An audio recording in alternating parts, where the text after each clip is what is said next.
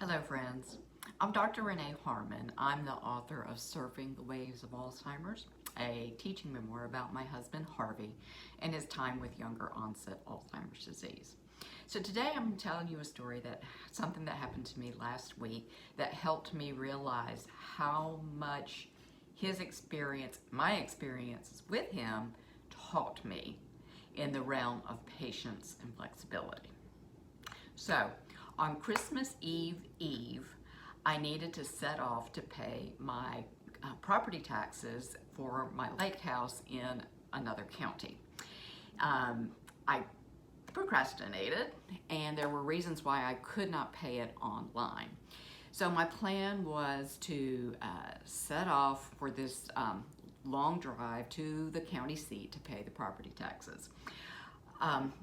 But I talked myself into it because there was a restaurant that I wanted to eat at on the way down. It's not somewhere I would just normally go for a casual lunch, but this kind of spurred me on to go ahead and do that. At least I had this to look forward to.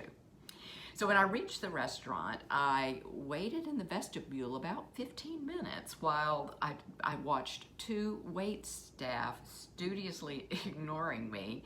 And I was perplexed, but I was bound and determined. I was going to eat here. I wasn't going to lose my cool. Had to be a reason. And happily, an old patient of mine showed up, a favorite patient of mine, and we had a wonderful time catching up with one another.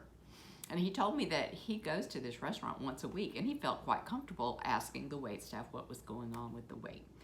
And he found out that their computers were down and would likely be another 15 minutes before we could be seated.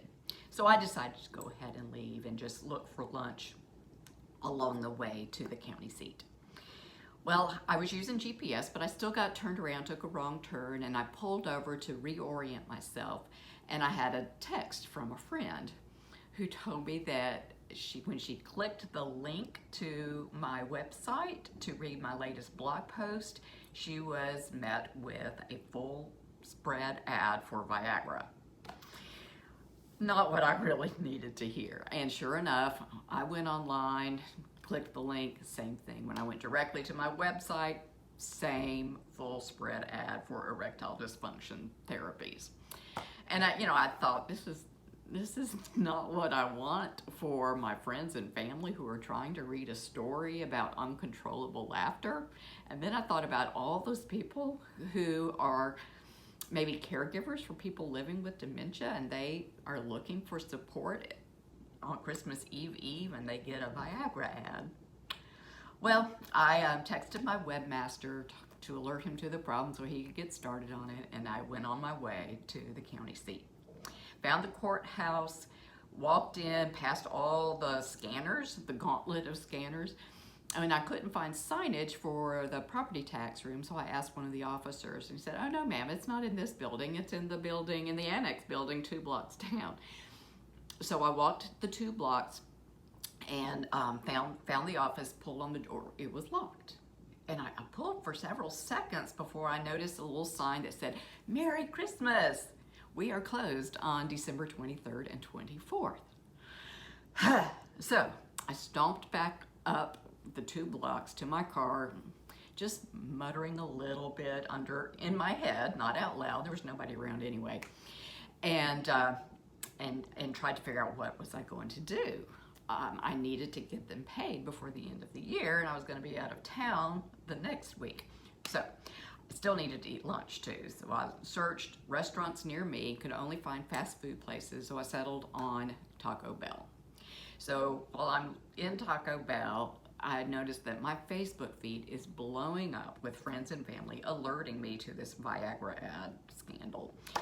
So I'm taking care of that, and while Christmas songs are playing, lovely songs on the intercom, on the speakers at Taco Bell.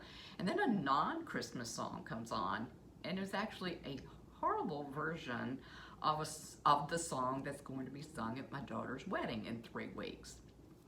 Well, I drowned my sorrows in Diet Mountain Dew and Nachos Bel Grande and figured out what was I going to do. And I remembered there was a Dropbox slot at the property tax office. So, but I couldn't just slip a check and the property tax information or form in the drop box. I needed an envelope.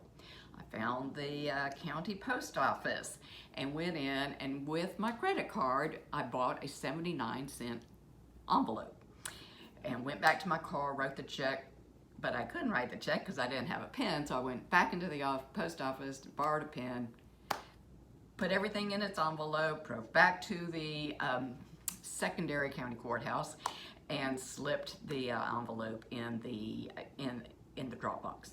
And I also helped another gentleman who was standing at the locked door pulling on it. Well, then I drove the 45 minutes back home and called my daughter to say, I need a beer. Well, the place we wanted to go wasn't open until 4 o'clock. So at 4 o'clock on the dot, I showed up at her apartment, texted her and said, I'm ready to go. We got there. They were locked with a sign on the door that said they would not be open for another 2 or 3 days because of the holidays. So we decided to go to a new bar that had recently opened up in the neighborhood. They weren't open until 5 o'clock. The wine bar across the street was going to be closed for another week. So we just settled on our usual brewery that we usually go to. And I was able to regale her with the story of my day and tell her about the wedding song that I got to hear over Taco Bell speakers. Well, what is the moral to this story? This whole day was just crazy, but I really didn't let it get to me. I was unflappable. I had patience. I was flexible. I thought of each incident as a challenge to figure out. And it just didn't bother me as much as it would have 10 years prior.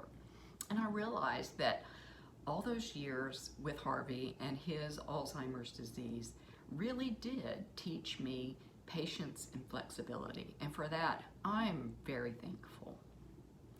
Another moral to the story, beer fixes everything.